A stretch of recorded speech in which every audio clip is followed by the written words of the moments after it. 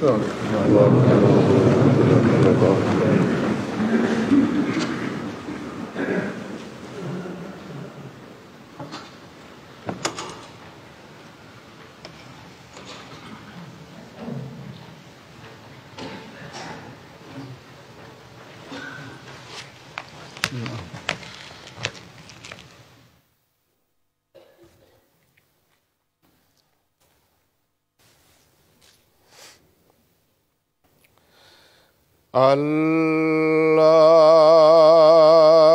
أكبر.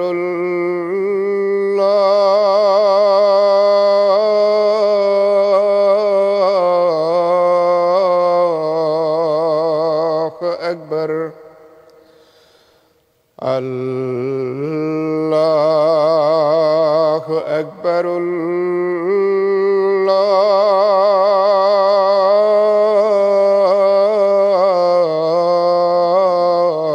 الله أكبر. أشهد أن لا إله إلا الله. أشهد أن لا إله إلا الله. أشهد أن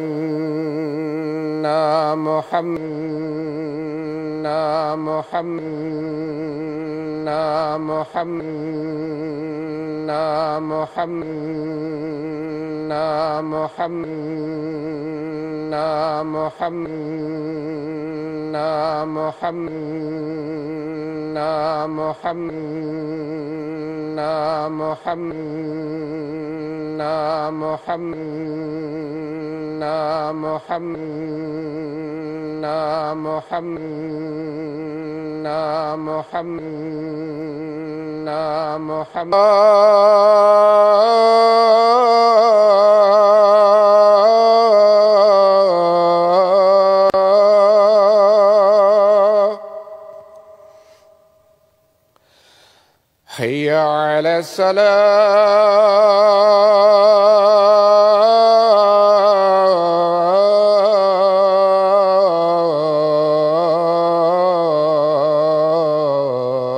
الصلاة. حي على الفلاح.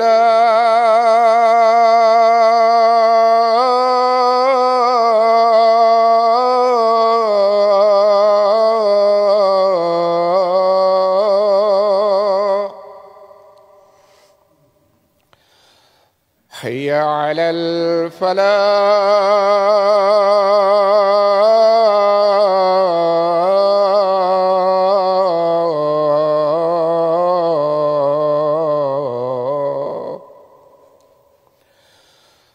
الله أكبر.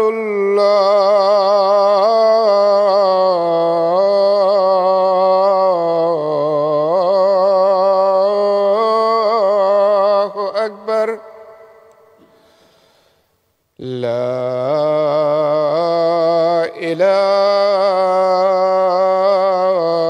إلا الله.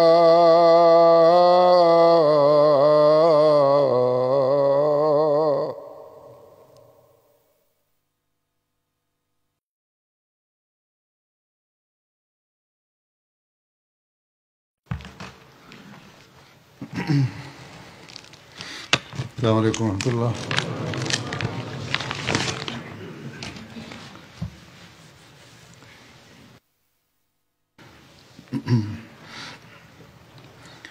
أشهد أن لا إله إلا الله وحده لا شريك له وأشهد أن محمدا عبده ورسوله. أما بعد فأعوذ بالله من الشيطان الرجيم. بسم الله الرحمن الرحيم. الحمد لله رب العالمين الرحمن الرحيم مالك يوم الدين إياك نعبد وإياك نستعين اهدنا الصراط المستقيم صراط الذين أنعمت عليهم غير المغضوب عليهم ولا الضالين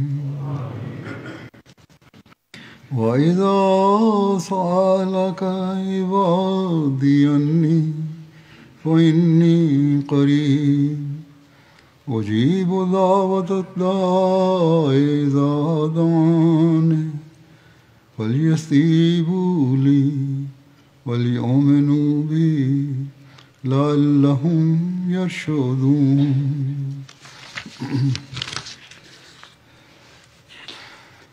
अल्लाह ताला फरमाता है আল্লাহ তাআলা বলছেন যে যখন আমার বান্দারা তোমার কাছে আমার সম্পর্কে প্রশ্ন করে তখন নিশ্চয়ই আমি তাদের নিকটে রয়েছি। আমি দোয়াকারীর দোয়ার উত্তর দিয়ে থাকি যখন সে আমাকে ডাকে। অতএব তাদের উচিত হলো তারা যেন আমার ডাকে সাড়া দেয় এবং আমার প্রতি ঈমান আনয়ন করে যেন তারা হেদায়েত লাভ করতে পারে।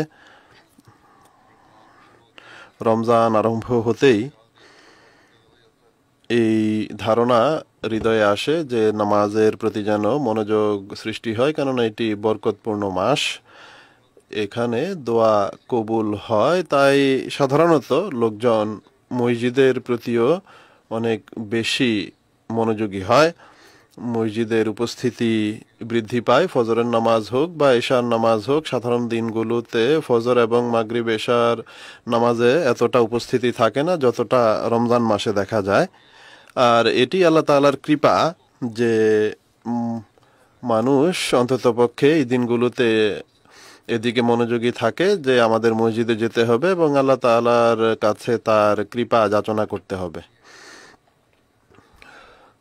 আল্লাহ তাআলা বলছেন যে আমি রমজান মাসে জাহান্নামের দরজা বন্ধ করে দেই, শয়তানকে শিকলাবদ্ধ করি এবং জান্নাতের দরজা খুলে দেই।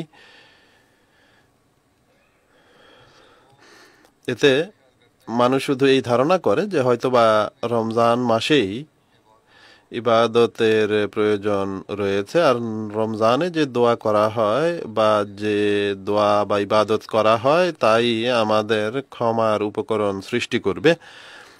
ও আহমদি ইসলামী চ্যানেল বা অন্যদের চ্যানেলেও এই হাদিস বা হাদিসের এই কথা অনেক বেশি দেখানো হয়, অথচ এটি এক ভ্রান্ত ধারণা।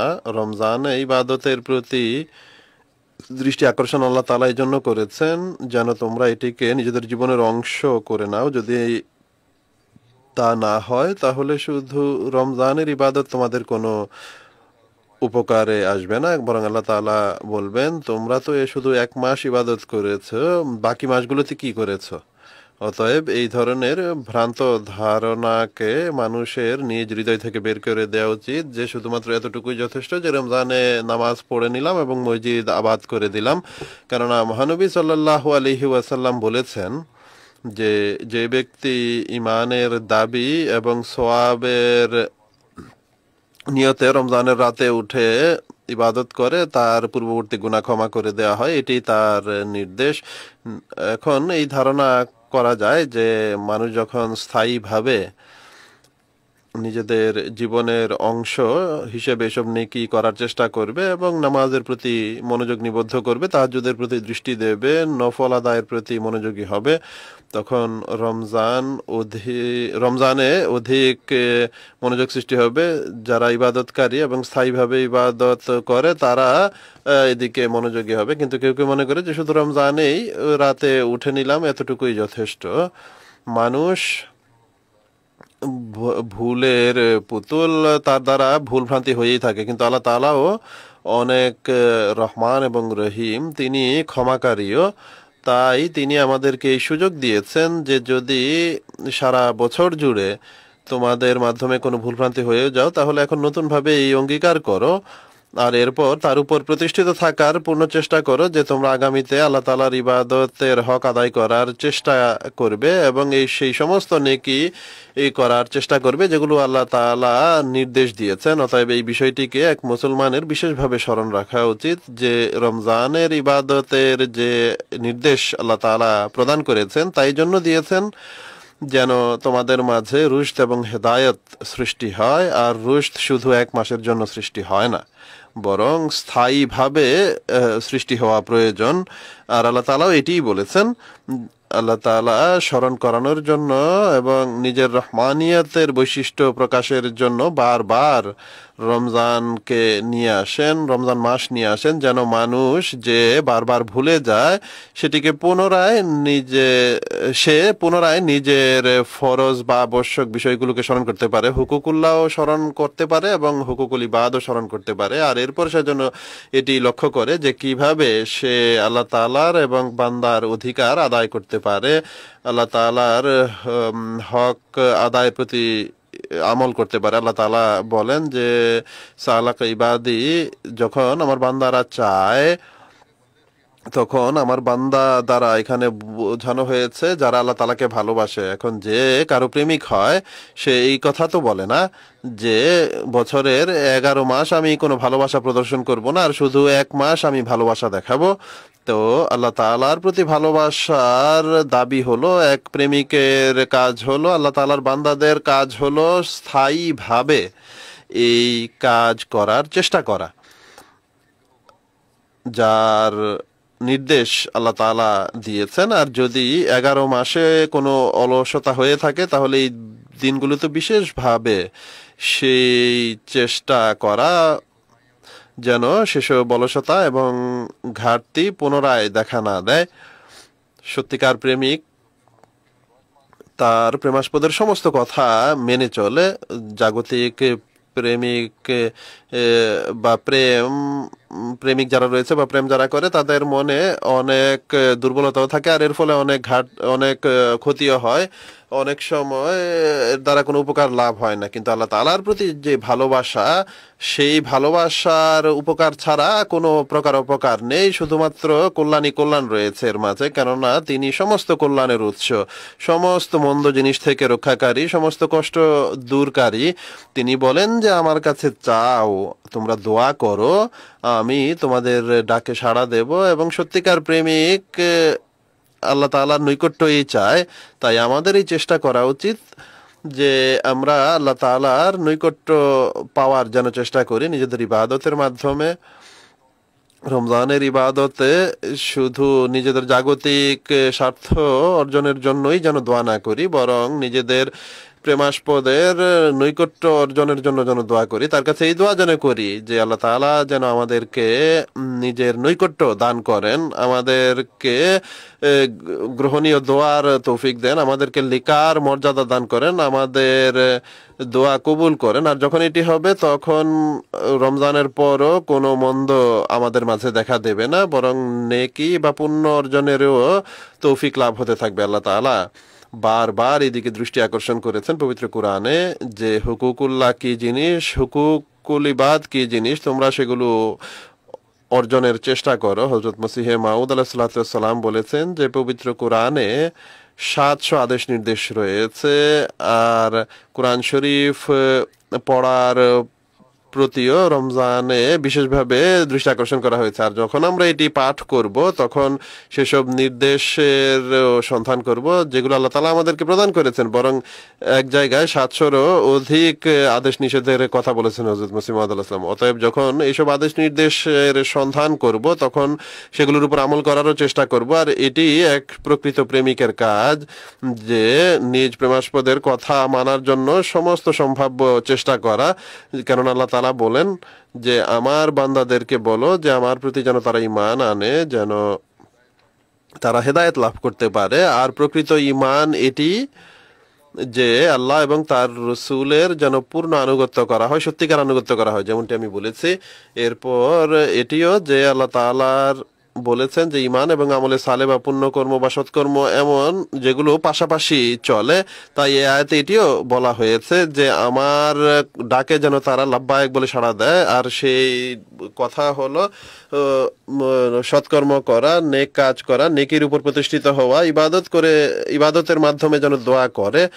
তাহলে আল্লাহ তাআলা বলেন যে আমি তোমাদের বন্ধু হয়ে যাব, যেমনটি অন্যত্র বলেছেন যে আল্লাহ ওয়ালিয়ুল্লাযিনা আমানু, कि अल्लाह ताला অর্থাৎ আল্লাহ তাআলা তাদের বন্ধু হয়ে থাকেন যারা ঈমান আনয়ন করে। আর আল্লাহ তাআলার বন্ধুত্ব এবং ঈমান তোমাদেরকে এরপর আল্লাহ তাআলার নৈকট্য দান করবে। আর এই নৈকট্য দান করতে থাকবে, এই ক্ষেত্রে উন্নতি হতে থাকবে। এই নৈকট্য এমন নয় যে এক স্থানে তা থেমে যাবে, তিনি দোয়াও গ্রহণ করবেন। অতএব রমজান মাসে সেই মর্যাদা অর্জনের চেষ্টা আমাদের করা উচিত। আর আমরা যেন এই বিষয়টি চিন্তা করি যে এরপর যদি আমরা এই মর্যাদা বা মান থেকে পিছনে সরে যাই আর এই ইবাদতের হক সেভাবে আদায় না করি যেভাবে রমজান মাসে করেছি, আর আল্লাহ তাআলার নৈকট্য অর্জনের চেষ্টা না করি, তাহলে আল্লাহ তাআলা বন্ধু কিভাবে হবেন? আল্লাহ তাআলা এরপর ওয়ালি হতে পারেন না। তাহলে আল্লাহ তাআলাও কিছু শর্ত রেখেছেন, দোয়া গ্রহণের জন্য কিছু শর্ত রেখেছেন। প্রথমে আল্লাহ তাআলা যেটি বলেছেন তা হলো আব্দ হয়ে থাকতে হবে,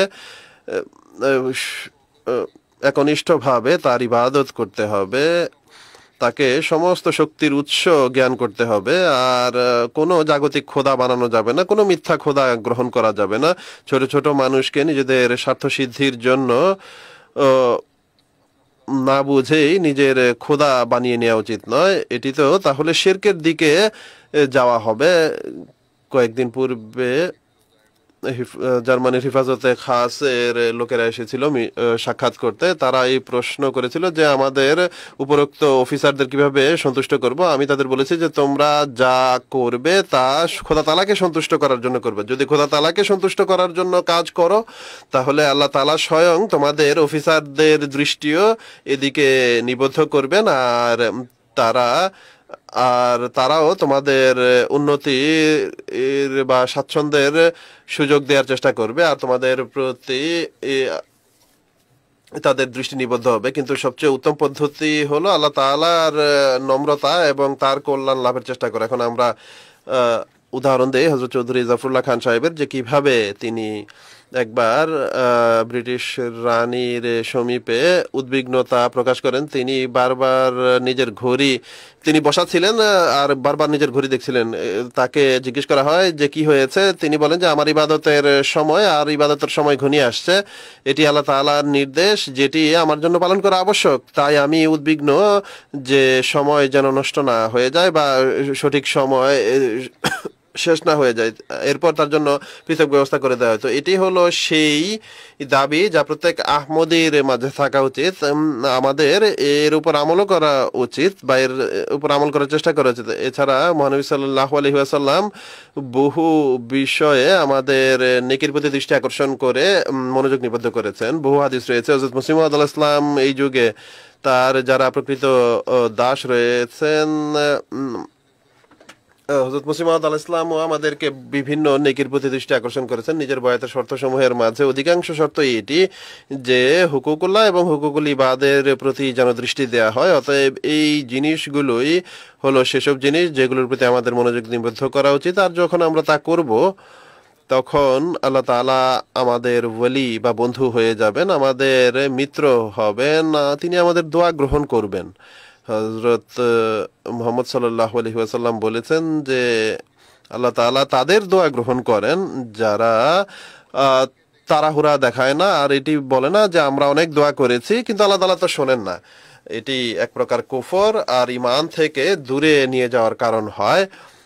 এক মুমিনের সর্বদা এ থেকে আত্মরক্ষা করা উচিত। অতএব এগুলোই হলো সেই জিনিস যার প্রতি মনোযোগ নিবদ্ধ করা আবশ্যক। কেউ কেউ আমার কাছেও চিঠি লেখে যে আমরা অনেক দোয়া করেছি। প্রথম কথা হলো দোয়া আল্লাহ তাআলার নৈকট্য অর্জনের জন্য করা হয়নি। তারা নিজেদের জাগতিক স্বার্থ উদ্ধারের জন্য দোয়া করেছে, আর তখন করেছে যখন জাগতিক বিপদ দেখা দিয়েছে। যদি জাগতিক সমস্যার সমাধানের জন্যই শুধু আল্লাহ তাআলার নিকটে যাওয়া হয়, তাহলে আল্লাহ তাআলা কেন এমন কথা শুনবেন?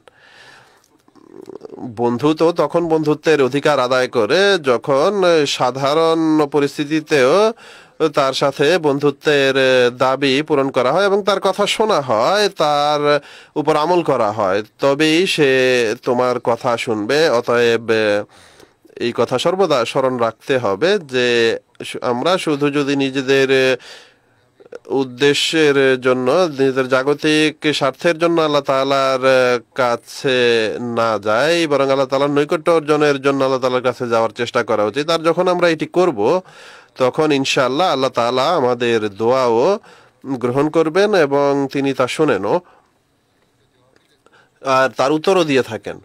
কেননা তিনি স্বয়ং এই ঘোষণা করেছেন যে আমি আমার বান্দাদের প্রশ্নের উত্তর দিয়ে থাকি বা ডাকে সাড়া দেই। হযরত মসিহ মাউদ আলাইহিস সালাম বলেছেন যে এটি তো দুই বন্ধুর বিষয়, কখনো বন্ধু তার বন্ধুর কথা মেনে নেয়, কখনো বন্ধুর দ্বারা নিজের কথা মানায়। এইভাবেই খোদা তাআলাও ব্যবহার করেন। কিন্তু বাহ্যত এক মুমিনের দোয়া যদি খোদা তাআলা রদ বা প্রত্যাখ্যান করেন, এটিও তার কল্যাণের জন্যই করে থাকেন। এটি হলো সেসব কথার সারাংশ যা হযরত মসিহ মাউদ আলাইহিস সালাম বলেছেন। এখন এই কথা বলা যে আমি অনেক দোয়া করেছি, প্রথম কথা হলো দোয়া শুধু তখনই করা হয়েছে যখন নিজেদের জাগতিক স্বার্থ ছিল। ধর্মের জন্য এবং এর উন্নতির জন্য, ধর্মীয় দিকে উন্নতি করার জন্য, খোদা তাআলার নৈকট্য অর্জনের জন্য কোনো দোয়া করা হয়নি। আর যদি এক ব্যক্তি মোমেন হয়ে থাকে আর তখনও অনেক সময় তার দোয়া গৃহীত না হয়, তাহলে তিনি বলেছেন যে এটি বন্ধুত্বের বিষয়, কখনো গ্রহণ করা হয়, কখনো গ্রহণ করা হয় না। আর যদি গ্রহণ না করা হয়, সেক্ষেত্রে আল্লাহ তাআলা তার বন্ধুর উন্নতির জন্য উপকরণ সৃষ্টি করেন। এমন কিছু বিষয় থাকে যা যদি তিনি গ্রহণ না করেন, তাহলে এর বিনিময়ে অন্য কোনোভাবে তাকে কল্যাণমণ্ডিত করে দেন।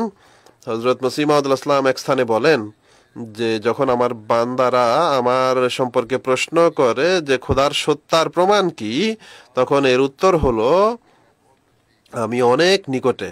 অর্থাৎ কোনো বড় দলিল প্রমাণের প্রয়োজন নেই, আমার সত্তা খুব সহজেই বোঝা যেতে পারে, খুবই সহজভাবে আমার দলিল পাওয়া যায়। আর এর দলিল হলো, প্রমাণ হলো, যখন কোনো দোয়াকারী আমাকে ডাকে তখন আমি তার ডাকে সাড়া দেই এবং নিজ ইলহাম দ্বারা তার সাফল্যের সুসংবাদ প্রদান করি, যাতে শুধু আমার সত্তার উপর ইমানই সৃষ্টি হয় না, বরং আমার সর্বশক্তিমান হওয়ার বিষয়েও পরিপূর্ণ ইমান সৃষ্টি হয়। যখন আল্লাহ তাআলা শুনেন, তখন তার উত্তরও দেন। আমাদের রিভিউ অফ রিলিজিয়নের লোকেরা গড সামিট করে আসছেন বিগত কয়েক বছর থেকে। বিভিন্ন সময় তারা এর আয়োজন করেছেন, এবছরও তারা এর আয়োজন করেছেন। আর মানুষ নিজেদের দোয়া কবুলিয়তের ঘটনাও সেখানে শুনিয়ে থাকেন, যে কিভাবে আল্লাহ তাআলা তাদের দোয়া কবুল করেছেন আর কিভাবে তারা সেই দোয়া গৃহীত হওয়ার ফলে আল্লাহ তাআলার সত্তার উপর পূর্ণ ঈমান সৃষ্টি হয়েছে। কিন্তু শর্ত হলো, তিনি বলেন যে মানুষের উচিত এমন তাকওয়ার অবস্থা এবং খোদার সাক্ষাতের প্রত্যাশা যেন সৃষ্টি করে, যেন আমি তাদের কথা শুনি। আল্লাহ তাআলা বলছেন যে তাকওয়ার অবস্থা সৃষ্টি করতে হবে এবং খোদা তাআলার কাছে চাওয়ার অবস্থা সৃষ্টি করতে হবে। আল্লাহ তাআলা বলছেন যে তাকওয়ার অবস্থা সৃষ্টি করলে এই আমি তোমাদের দোয়া শুনবো, এমনিতেই শুনবো না। এখন এই তাকওয়া এবং খোদাকে পাওয়ার বাসনা কি? আল্লাহ তাআলার কাছে নিজের আওয়াজ পৌঁছানোর জন্য এই দুটি জিনিসের প্রয়োজন। এরপর আল্লাহ তাআলা বলছেন যে আমার প্রতি ঈমান আনার প্রয়োজন। আর এর পূর্বে তারা যে পরিপূর্ণ তত্ত্ব জ্ঞান লাভ করবে, তারা যেন এই বিষয়ের স্বীকৃতি দেয় যে খোদা তাআলা আছেন এবং সমস্ত শক্তির আধার। কেননা যে ব্যক্তি ঈমান আনয়ন করে তাকে তত্ত্ব জ্ঞান দান করা হয়। এখন এটিও আল্লাহ তাআলা বলেছেন এই আয়াতে যে ফালিয়াস্তাজিবু লি ওয়াল ইউমিনু বি, অর্থাৎ তারা আমার ডাকে লাব্বাইক বলে সাড়া দেবে এবং আমার প্রতি ঈমান আনবে। তিনি বলেন যে এটি তাদের জন্য বলা হয়েছে যারা তার বান্দা, অর্থাৎ আল্লাহ তাআলা নিজ বান্দাদের এই কথা বলছেন, যারা প্রকৃত মোমেন, প্রকৃত বান্দা আল্লাহ তাআলার, তাদেরকে এই কথা বলা হচ্ছে। অনেক সময় যেমনটি আমি পূর্বেও বলেছি, এই দুর্বলতার অবস্থাও দেখা দেয়, তখন তারা নিজেদের ঈমানকে যেন সুদৃঢ় করে আল্লাহ তাআলার নৈকট্যবর্তী হয়ে, আর যখন এই অবস্থার সৃষ্টি হবে তখন আল্লাহ তাআলা এই সমস্ত শক্তির আধার, সর্বশক্তিমান, আর তার প্রতি ঈমান এর ক্ষেত্রে উন্নতি হতে থাকবে। যখন তিনি দেখবেন যে আমার বান্দা আমার এত নিকটে আসার চেষ্টা করছে, তখন তার বান্দার ঈমানকে তিনি উন্নত করবেন। এরপর তিনি বলেন যে তাকে তত্ত্বজ্ঞান দান করা হয়, তবেই সে সেই মানে উন্নীত হতে পারে। যখন আল্লাহ তাআলা তার দোয়া গ্রহণ করেন, আল্লাহ তাআলা তার বাস্তবতাকে মর্যাদা দিবেন, অথবা যদি তার দোয়া গ্রহণ না করেন তাহলে তার মনে এই প্রশান্তি দিবেন যে মানুষ এই ধারণা করবে না যে খোদা তাআলা আমার দোয়া গ্রহণ করেননি। তার এই ধারণা হবে যে আল্লাহ তাআলা হয়তো অন্য কোনো ভাবে আমার যে প্রয়োজন তা পূর্ণ করে দেবেন। তিনিও এটাই বলেছেন যে খোদা তাআলাকে পাওয়ার বাসনা থাকতে হবে, আল্লাহ তাআলার অধিকারও প্রদান করা হবে এবং আল্লাহ তাআলার বান্দাদের অধিকারও প্রদান করা হবে। এটি হলো খোদা তাআলাকে পাওয়ার বাসনা। তবেই আল্লাহ তাআলা বলছেন যে আমি তোমাদের দোয়া শুনবো এবং তোমাদের ঈমান এবং বিশ্বাসের ক্ষেত্রেও মানুষের ক্রমাগতভাবে উন্নতি করা উচিত। এক তত্ত্বজ্ঞানের পর তার মাঝে সৃষ্টি হবে, আর খোদা তাআলার পরিচয় তার মাঝে সৃষ্টি হবে। পরিপূর্ণ তত্ত্বজ্ঞান সৃষ্টি হতে থাকবে। এর ছাড়া কোরআন শরীফে যেভাবে বলা হয়েছে যে ইউমিনুনা বিল গায়ব, অর্থাৎ অদৃশ্যের প্রতি ঈমান আনতে হবে। হযরত মসিহ মাউদ আলাইহিস সালাম এর অতি সুন্দর ব্যাখ্যা করেছেন। এক স্থানে তিনি বলেন যে অদৃশ্য খোদা তাআলারই নাম। তিনি বলেন যে প্রতিটি দোয়ার পূর্বে এই দৃঢ় বিশ্বাস যেন থাকে যে খোদা তাআলা আছেন এবং তিনি অসংখ্য গুণাবলীর আধার, সমস্ত শক্তির অধিকারী। এই বিশ্বাসের সাথে যদি খোদা তাআলার দিকে অগ্রসর হও, তার সামনে বিনত হও, তার কাছে দোয়া করো, তবে তোমরা আল্লাহ তাআলার পরিপূর্ণ পরিচয় পাবে, তত্ত্বজ্ঞান লাভ করবে এবং দোয়া গৃহীত হওয়ার নিদর্শনও দেখতে পাবে। অনেক মানুষ আল্লাহ তাআলার কৃপায় তা দেখেও। কিছু ঘটনাও বর্ণনা করে থাকে, যেমনটি আমি বলেছি যে গড সামিটে অনেক লোক তা বর্ণনা করেছেন বা শুনিয়েছেন, আর এতে তাদের ঈমানও সুদৃঢ় হয়। এমন হয় না যে মুখে তারা বলে দিল যে আমরা আল্লাহ তাআলার সত্তায় পূর্ণ ঈমান রাখি, কিন্তু তার নির্দেশাবলীর উপর আমল করে না। পুরো বছরে শুধু রমজান এই নামাজ পড়ার চেষ্টা করে, যেমনটি আজকাল মসজিদ আবাদ। এই মসজিদগুলো সর্বদা আবাদ থাকা উচিত।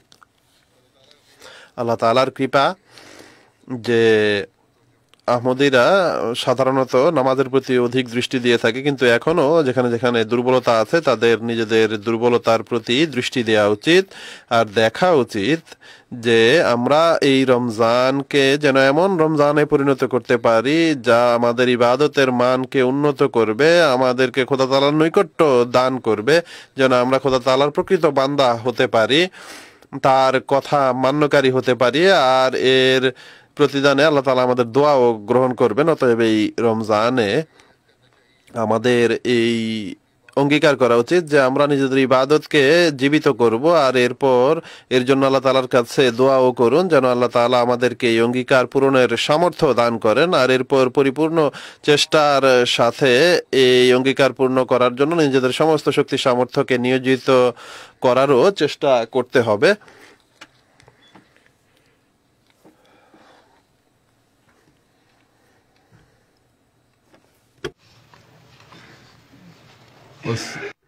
অতএব যখন এই চেষ্টা হবে আর এর জন্য আমরা পূর্ণ শক্তি সামর্থ্য নিয়োজিত করে এদিকে চেষ্টা করব, তখন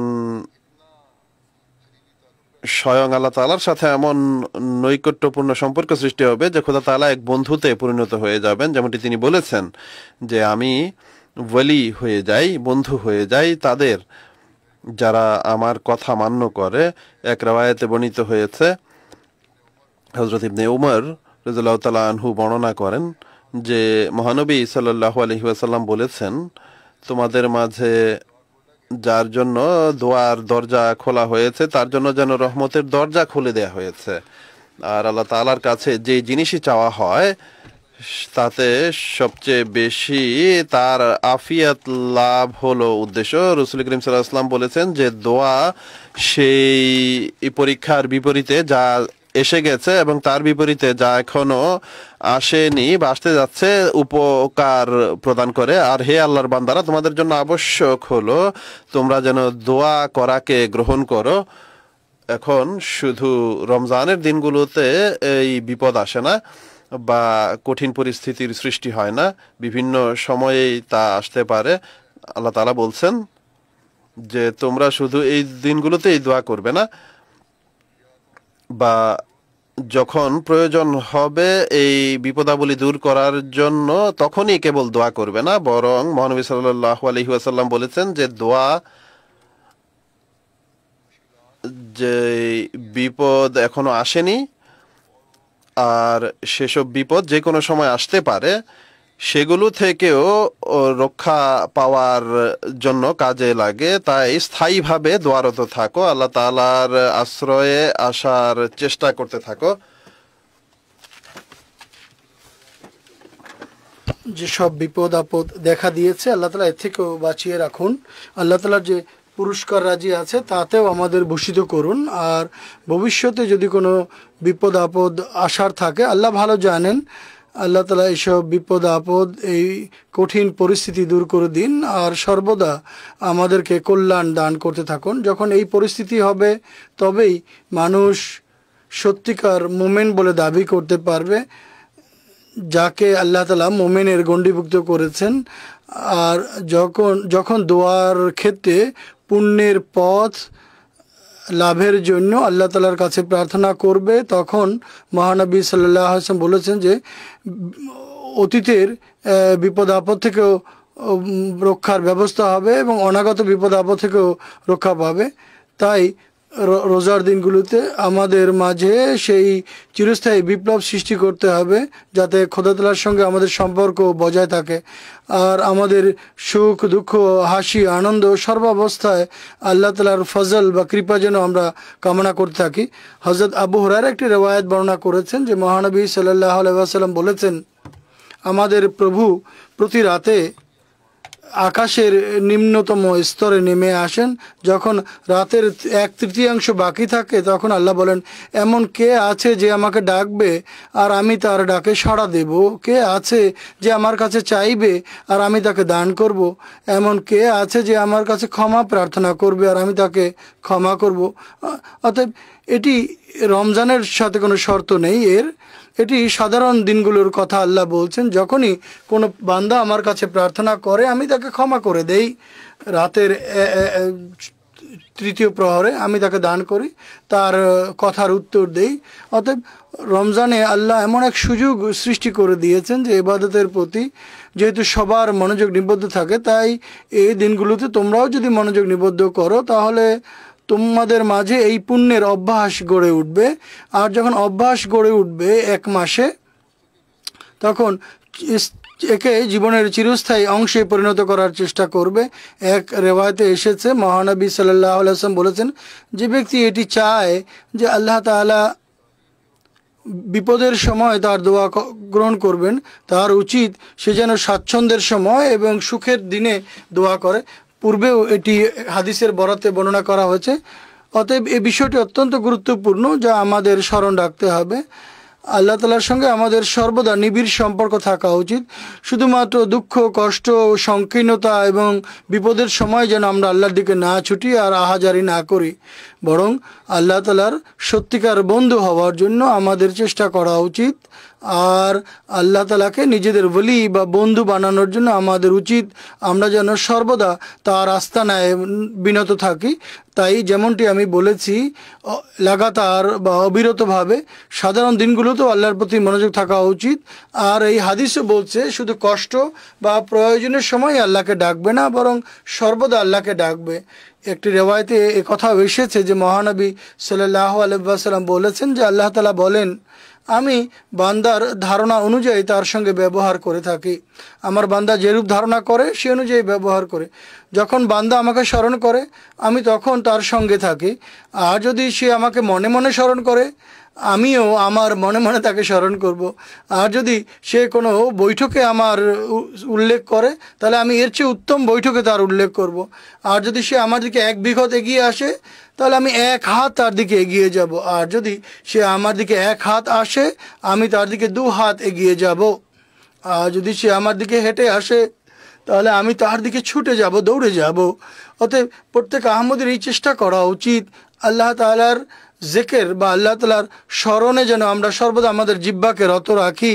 আর এই চেষ্টা থাকা উচিত আমাদের প্রতিটি কর্ম, আমাদের প্রতিটি কাজ আল্লাহ তাআলার দিকে যেন অগ্রসর মান থাকে।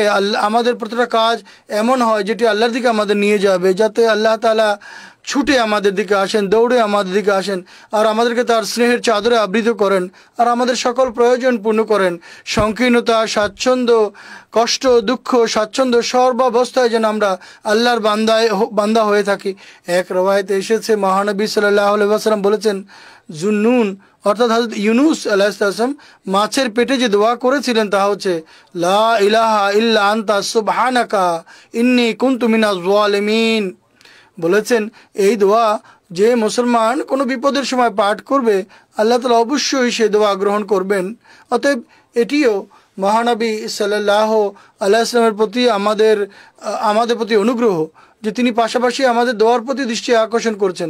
মানুষ দুর্বলতা দেখায়, অনেক সময় আল্লাহ তাআলার যে প্রাপ্য অধিকার মানুষ তা প্রদান করে না, কিন্তু তারপরও আল্লাহ বান্দার প্রতি দয়ালু হন, সদয় হন এবং তাদেরকে আল্লাহ তাআলা স্বয়ং দোয়া শিখিয়ে দিয়েছেন। পবিত্র কোরআনে যে বিভিন্ন দোয়া আল্লাহ শিখিয়েছেন তা আল্লাহ কেন শিখিয়েছেন, কেন নবীদের স্মৃতিচারণের সাথে সেসব দোয়ার উল্লেখ করেছেন, আল্লাহ এই দোয়া এই জন্য শিখিয়েছেন আমরা যদি এই প্রার্থনা করি আল্লাহ তাআলার শেখানো দোয়া, এই দোয়া আমরা করলে আল্লাহ তা গ্রহণ করবেন। কিন্তু কথা শেষ পর্যন্ত সেটি আমরা যেন প্রথমে আল্লাহর প্রাপ্য অধিকার প্রদান করি। ওয়ালিয়াস্তাজিবু লি, আল্লাহ আদেশ দিয়েছেন আমার ডাকে সাড়া দাও, আমার কথা শোনো, আর নিজেদের ইমানকে মজবুত করো। অতএব আমরা নিজেরাই আত্মজিজ্ঞাসা করতে পারি যে আমরা কতটা আল্লাহ তাআলার আদেশ বা আল্লাহর নির্দেশ পালন করি। হযরত ইউনূস আলাইহিস সালামের যে দোয়া এখনই আমি পাঠ করেছি এর ব্যাখ্যা করতে গিয়ে হযরত মসিহ মাউদ আলাইহিস সালাম বলেন, এর থেকে একটি শিক্ষা আমরা পাই যে তকদির আল্লাহ তাআলা পরিবর্তন করে দিতে পারেন। আর কান্নাকাটি, সদকা যা হযরত ইউনূস আলাইহিস সালামের জাতির ঘটনায় হয়েছিল, জাতিতে ঘটেছিল, তা নির্ধারিত যে অপরাধ একেও আল্লাহ মাফ করে দেন। তাদের উপরে অপবাদ লেগেছে এবং শাস্তি নির্ধারিত হয়েছে, তারপরও দোয়া সেই শাস্তি দূর করে দিতে পারে। অনেকে বলে, যেমনটি আমি পূর্বে বলেছি, যখন আল্লাহ তাআলা তকদির এটা লিখে দিয়েছেন আর আল্লাহ জানেন যেটি হবে, তাহলে দোয়া করার আর প্রয়োজন কি? অনেকে এটা বলেন, আমাদের পুণ্য কাজ করার আর প্রয়োজন কি? তিনি বলেন আল্লাহ তাআলা এই দোয়া আমাদের শিখিয়েছেন আর হযরত ইউনূসের ঘটনা উল্লেখ করে এই প্রমাণও দিয়ে দিয়েছেন যে আমি তকদিরের সিদ্ধান্ত, যা আমার সিদ্ধান্ত, তা আমি পাল্টেও দিতে পারি বা পাল্টেও দিয়ে থাকে। যদি মানুষ কান্নাকাটি করে আর যদি খোদা তাআলার সঙ্গে তোমাদের সঠিক সম্পর্ক থাকে আর যদি তোমরা সৎ কাজ করতে আরম্ভ করো, অপকর্ম থেকে বিরত থাকো, আল্লাহ তাআলার দরবারে পতিত হয়ে আহাজারি করতে থাকো, তাহলে তিনি বলছেন যে আমি তোমাদের বোঝাতে চাই যারা বিপদের সময় দোয়া করে আর ইস্তেগফার করে, সদকা দেয়, আল্লাহ তাআলা তাদের প্রতি দয়া করেন আর ঐশী শাস্তির হাত থেকে তাদেরকে রক্ষা করেন। এই কথাই তিনি বলছেন। যখন বিপদ এসে যায় তখনও আল্লাহ তাআলা এতটাই দয়ালু যে তিনি তখনও তোমাদের দোয়ার কারণে তোমাদের রক্ষা করেন। যদি সত্যিকার অর্থে আন্তরিকভাবে নিষ্ঠার সাথে তোমরা দোয়া করো তাহলে আল্লাহ বিপদ থেকে রক্ষা করবেন। আর যদি তোমরা সত্যিকার অর্থে ইস্তেগফার করো, তিনি বলেছেন আমার এই কথা তোমরা কল্প কাহিনী হিসেবে নিও না, আমি আল্লাহর উপরে ভরসা রেখে বলছি, আল্লাহর সাথে সম্পর্ক গড়ে তোলো আর নিজেও আর নিজের বন্ধুদেরকেও দোয়ায় রত হতে বলো। ইস্তেগফার ঐশী শাস্তি এবং চরম বিপদ আপদের সময় রক্ষার কবচ হিসেবে কাজে আসে। অনেক বেশি ইস্তেগফার করো, এটি ঢাল স্বরূপ, এটি তোমাদের জন্য ঢাল স্বরূপ। ইস্তেগফার করো, ইস্তেগফার ঢাল স্বরূপ। তাহলে আল্লাহ তোমাদের রক্ষা করবেন।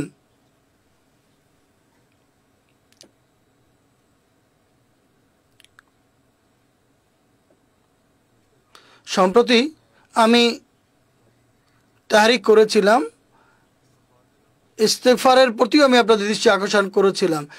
মসিহ মাউদ বলেছেন ইস্তেগফার একটি ঢাল, ইস্তেগফার ঢাল স্বরূপ। তিনি বলেন পবিত্র কোরআনে আল্লাহ বলেছেন মা কান আল্লাহু মুআযযিবাহুম ওয়াহুম ইয়াস্তাগফিরুন।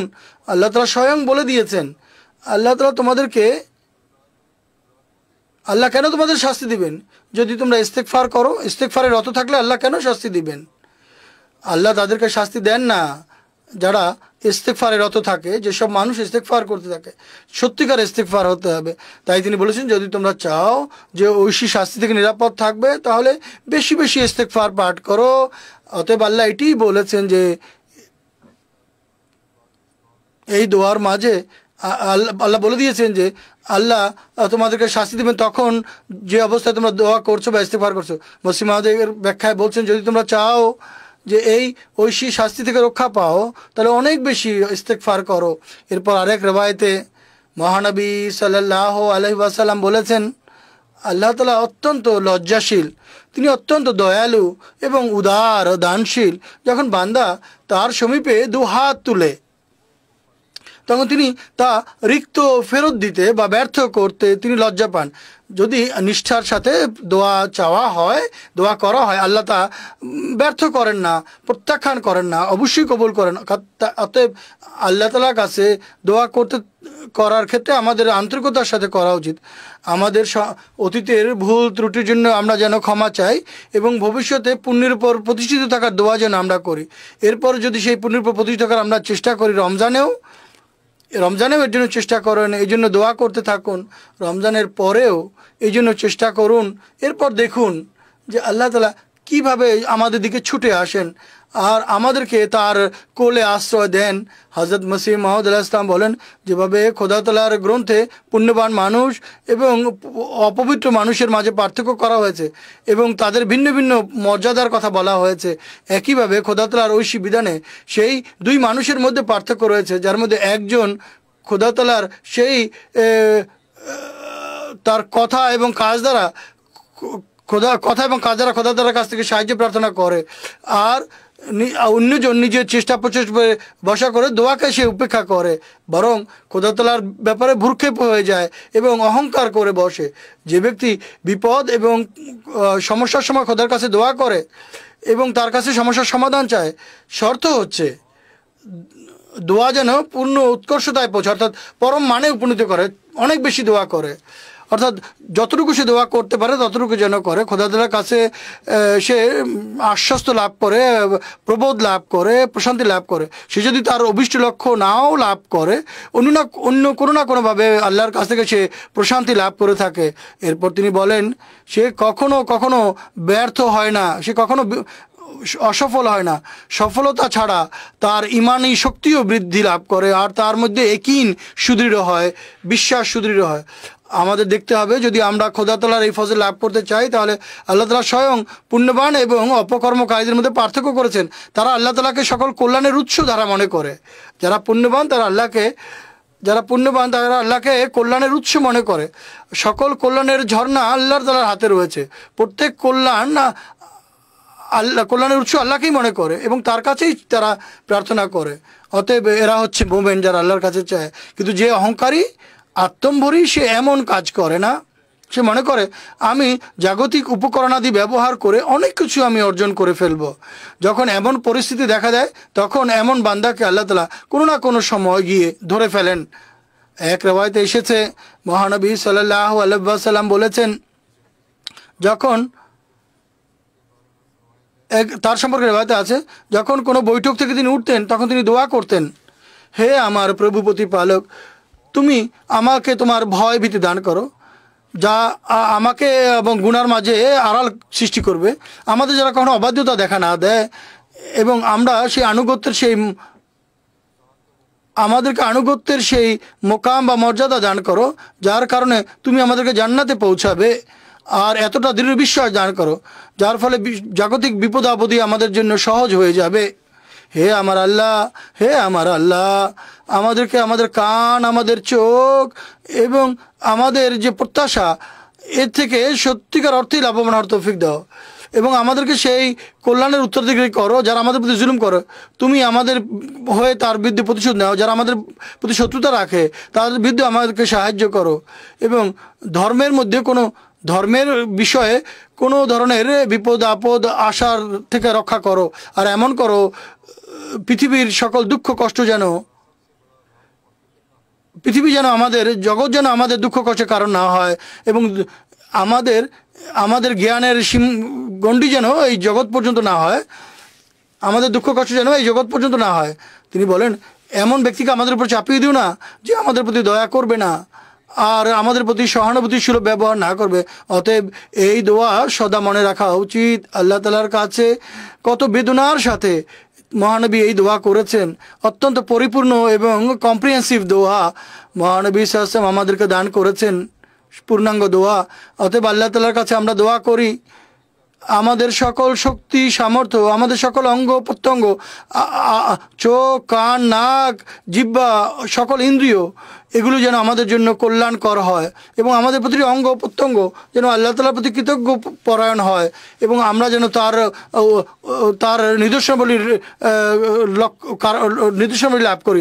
বর্তমানে পৃথিবীতে যে অবস্থা বিরাজ করছে পাকিস্তানেও এবং অন্যান্য স্থানেও, বাংলাদেশেও এবং বিশ্বের অন্যান্য প্রান্তেও, অন্যান্য দেশেও, আলজেরিয়া প্রভৃতি দেশে বা অন্যান্য দেশে বা আফ্রিকার দেশগুলো বিভিন্ন উগ্রপন্থী দল আক্রমণ করে বা তারা সেই দেশের ক্ষমতা দখল করে রেখেছে বা এইসব দল এদের দ্বারা সরকারও ভয় পেয়ে তাদের কথা মেনে নেয়। তাই আল্লাহ তাআলার কাছে দোয়া করা উচিত আল্লাহ তাআলা যেন এমন জালেমদের হাত থেকে উদ্ধার করেন, তাদের বিরুদ্ধে প্রতিশোধ নেন। আর যারা আমাদের বিরুদ্ধে শত্রুতা রাখে, হে আল্লাহ তুমি তাদের বিরুদ্ধে আমাদের সাহায্য করো। আর আমরা যখন এমনভাবে দোয়া করব তখন আল্লাহ তাআলা এক মহা বিপ্লব সৃষ্টি করবেন। এরপর আমরা দেখব তা পাকিস্তানের মৌলভী হোক বা শক্তিশালী মানুষ হোক বা বিশ্বের অন্য যে কোনো শক্তিশালী মানুষ হোক না কেন, তারা কখনোই আমাদের কোনো ক্ষতি করতে পারবে না। আমরা যদি আন্তরিকতা এবং নিষ্ঠার সাথে আল্লাহ তাআলার সামনে বিনত হই তাহলে আল্লাহ তাআলা আমাদের সাহায্যে এগিয়ে আসবেন, আমাদের ওলি, আমাদের বন্ধু হবেন, আমাদের ওলি এবং বন্ধু হওয়ার দায়িত্ব পালন করবেন। হযরত মসিহ মাউদ আলাইহিস সালাম বলেন খোদা তাআলার ফজলের সবচেয়ে নিকটতম পন্থা হচ্ছে দোয়া। আর দোয়ার জন্য আবশ্যক হচ্ছে এর মধ্যে যেন ব্যাকুলতা থাকে এবং আহাজারি থাকে এবং ব্যাকুলতা থাকে এবং বিনীত অবস্থা থাকে। যদি বেদনাতুর হৃদয়ে দোয়া করা হয়, আহাজারির সাথে দোয়া করা হয়, তা খোদা তাআলার ফজলকে আকৃষ্ট করে আর গৃহীত হয়ে আসল উদ্দেশ্যে উপনীত করে। সমস্যা হচ্ছে এটিও খোদা তাআলার ফজল বা কৃপা ছাড়া করা সম্ভব নয়। এর চিকিৎসা এটি যে দোয়া করতে থাকো, যতটাই তোমাদের জন্য বিস্বাদ মনে হোক না কেন, কিন্তু দোয়া করতে থাকা উচিত। স্বাদ পাও বা না পাও, দোয়া করতে স্বাদ পাও বা না পাও, যতই বিস্বাদ মনে হোক না কেন, আমার কাছে এটি ছাড়া আর কোনো উপায় নেই, আমরা আর কোথাও যেতে পারছি না খোদা, আমরা আর কারো কাছে যেতে চাই না, যাওয়ার জায়গা নেই, তোমার কাছে বসে আছি। আমার হৃদয় যতক্ষণ পর্যন্ত আশ্বস্ত হবে না, যতক্ষণ পর্যন্ত তুমি আমার কথা শুনবে না, আমার দোয়া গ্রহণ করবে না। তিনি বলেন যদি কৃত্রিমতাও হয় তারপর কৃত্রিমতা ভরেই তোমরা আল্লাহর কাছে এভাবে দোয়া করো, হতে পারে একটা সময় আসবে যখন সেই তোমাদের কৃত্রিম দোয়া তার সত্যিকার দোয়ার রূপ পরিগ্রহ করবে। তিনি বলেন সত্যিকার এবং প্রকৃত দোয়া করার জন্য দোয়া করা প্রয়োজন। তিনি বলেন অনেক মানুষ দোয়া করে এবং তাদের হৃদয় পরিপূর্ণ হয়ে যায় এবং তারা বলে উঠে যে আমরা আর কিছুই চাই না। তিনি বলেন যে আমাদের উপদেশ হচ্ছে এই মাটি, অর্থাৎ তোমাদের উদ্দেশ্য পরিপূর্ণ এখানেই হবে। যদি তোমরা যদি মতি লাভ করতে চাও তাহলে এখানেই পাবে। যারা সোনা খুঁজে বের করে যেভাবে মানুষ সোনা খুঁজে বের করে আপনারা জানেন, নদীর প্রান্তে বসে থাকে মানুষ, চালনি দিয়ে মাটি চালতে থাকে, কয়েকদিন মাটি চালতে থাকে, এরপর কয়েকদিন পরে 1 তোলা বা তার চেয়ে কম সোনা সে লাভ করে। এই 1 তোলা সোনা পাওয়ার জন্য কয়েকদিন পর্যন্ত লেগে যায়। একইভাবে আল্লাহ তাআলার সমীপে যদি বিনত থাকো তাহলে বরকত লাভ করবে, কল্যাণ লাভ করবে। তিনি বলেন, কেননা অবশেষে মূল উদ্দেশ্য এর থেকেই মানুষ চরিতার্থ করে, এবং একদিন আসে যখন তার সেই হৃদয় তার জিহ্বার সঙ্গে একীভূত হয়ে যায়, এবং দোয়ার যে আবশ্যক শর্ত হচ্ছে আহাজারি বেকুলতা, সেই বেকুলতা তার মাঝে দেখা দেয়। তিনি বলছেন, যে ব্যক্তি রাতের বেলা উঠে সে যতই অমনোযোগী হোক না কেন, যত তাড়াতাড়ি সে নামাজ পড়ুক না কেন, কিন্তু সে যদি এমত অবস্থায়ও দোয়া করে, হে খোদা, আমার হৃদয় তোমার অধীনে, তোমার আয়ত্তে, তুমি একে পরিষ্কার করে দাও। আর একেবারে বিপদের সময় যদি সে ধরা পড়ার মুহূর্তে যদি সে আল্লাহ তাআলার কাছ থেকে বাঁচা রক্ষা চায়, যদি একেবারে আল্লাহর থেকে বিমুখ অবস্থায় আল্লাহর কাছে দোয়া করে, তারপরে দোয়ার ফলে মনোযোগ নিবদ্ধ হতে আরম্ভ করবে এবং হৃদয়ের যে অন্তরাল তা দূর হতে থাকবে, আর বেকুলতা দেখা দিবে, আহাজারি দেখা দিবে, আর দোয়া করার প্রয়োজনের প্রতি তার মনোযোগই নিবদ্ধ হবে না, বরং তার হৃদয় থেকে আপনা আপনি দোয়া উদ্ভূত হবে। তিনি বলছেন, এটি সেই সময় যা দোয়া গৃহীত হওয়ার মুহূর্ত। এমন পরিস্থিতি যদি দেখা দেয় তাহলে মনে রেখো তোমার দোয়া গৃহীত হওয়ার মুহূর্ত এটি। তখন তুমি দেখবে যে তুমি খোদা তাআলার আস্তানায় তোমার রূহ পড়েছে, অর্থাৎ উপর থেকে একটি বিন্দু নিপতিত হয়। এমন পরিস্থিতিতে যখন বেকুলতা দেখা দেয়, আহাজারি দেখা দেয়, তখন যখন মানুষ খোদা তাআলার সঙ্গে অনবরত সম্পর্ক রাখে অবিচলতার সঙ্গে, তখন আল্লাহ তাআলা তার মধ্যে বেকুলতা সৃষ্টি করে এবং দোয়া গৃহীত হওয়ার প্রভাব প্রকাশ পেতে আরম্ভ করে।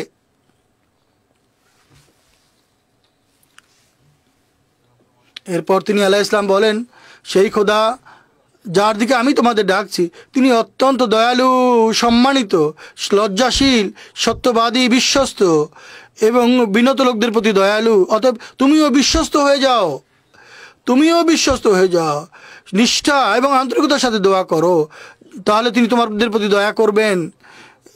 জাগতিক যে হই হট্টগোলের থেকে বিরত থাকো এবং ধর্মকে জগতের উপর প্রাধান্য দাও, আর পরাজয়কে বরণ করে নাও, তাহলে বড় বড় বিজয়ের উত্তরাধিকারী হবে। তিনি বলেন, এখন ছোট ছোট জাগতিক বিষয় যদি ছোট জাগতিক বিষয় থেকেও নিজেকে রক্ষা করতে হবে, মুক্ত রাখতে হবে। আল্লাহ তাআলার নৈকট্য লাভের জন্য এসব বিষয় থেকে নিজেকে মুক্ত রাখতে হবে। আল্লাহর বান্দাদের প্রাপ্য প্রদানের প্রতিও মনোযোগ দিতে হবে। আত্মীয় স্বজনের প্রতি, রক্তের আত্মীয় স্বজনের প্রতিও মনোযোগ নিবদ্ধ করতে হবে। বন্ধুদের প্রাপ্য অধিকার দিতে হবে। তবেই আল্লাহ তাআলার প্রাপ্য অধিকার প্রদানের প্রতি মনোযোগ নিবদ্ধ হবে। তারপরই দোয়া গৃহীত হওয়ার নিদর্শন মানুষ দেখবে। তিনি আলাইহিস সালাম বলেন, দোয়ার প্রথম নিয়ামত হচ্ছে মানুষের মাঝে পবিত্র পরিবর্তন সৃষ্টি হয়।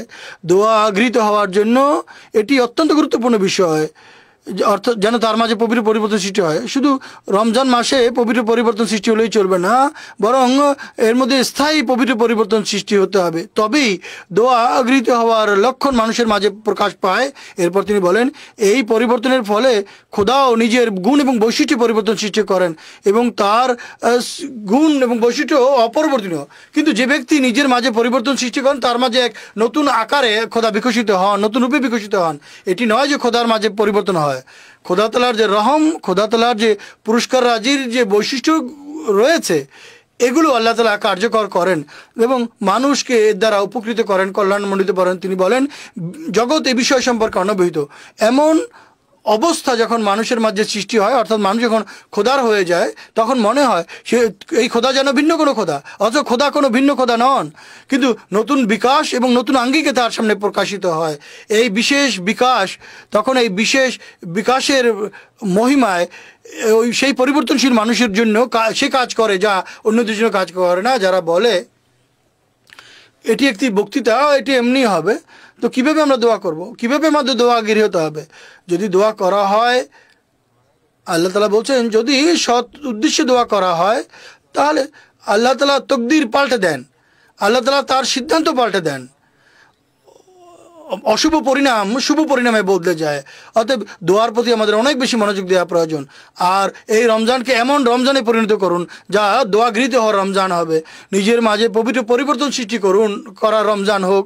এরপর স্থায়ীভাবে এই পবিত্র পরিবর্তন যেন আমাদের জীবনের স্থায়ী অংশে পরিণত হয় এবং আল্লাহ তাআলা আমাদেরকে শত্রুদের হাত থেকে, বিরুদ্ধবাদীর হাত থেকে মুক্তি দান করুন, সকল জালেমের হাত থেকে উদ্ধার করুন। আল্লাহ তাআলা আমাদেরকে এই তৌফিক দান করুন, আমরা যেন এই রমজানকে আমাদের জীবনে চিরস্থায়ী পরিবর্তন সৃষ্টি করার মাধ্যমে পরিণত করি। এরপর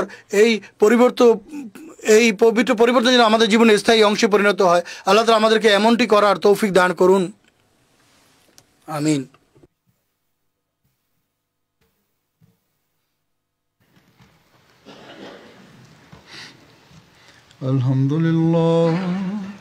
Alhamdulillah nahmaduhu wa nasta'inuhu wa nastaghfiruhu wa nu'minu bihi wa natawakkalu alayhi wa na'udhu billahi min shururi anfusina wa min sayyiati a'malina man yahdihillahu fala mudilla lahu ومن يضلل فلا هادي له ونشهد أن لا إله إلا الله ونشهد أن محمدا عبده ورسوله عباد الله رحمكم الله إن الله يأمر بالعدل والإحسان وإيتاء ذي القربى وينهى عن الفحشاء والمنكر والبغي يعظكم لعلكم تذكرون اذكروا الله يذكركم وادعوه يستجب لكم ولذكر الله أكبر